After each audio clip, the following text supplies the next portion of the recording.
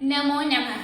अद्य वयं दशम श्रेण्याः छात्राः भवन्तु समक्ष संस्कृतव्याकरणस्य विषयं क्रियापदं यस्मिन् वर्तमानकालः यं संस्कृते लट् लकारः इति उच्यते तस्य विषयं माहितीं दास्यामि। वर्तमानकाल उत्तम पुरुष એટલે પહેલો પુરુષ, એકવચન मी એટલે હું। વર્તમાનકાળ ઉત્તમ પુરુષ દ્વિવચન वह અમે બંને। વર્તમાનકાળ ઉત્તમ પુરુષ બહુવચન મહ એટલે અમે બધા। વર્તમાનકાળ મધ્યમ પુરુષ એકવચન सी એટલે તું। વર્તમાનકાળ મધ્યમ પુરુષ દ્વિવચન થહ એટલે તમે બંને।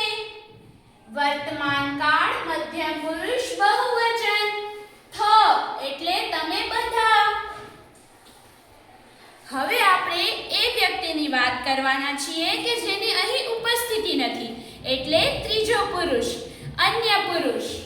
વર્તમાનકાળ અન્ય પુરુષ એકવચન તી એટલે તે એક।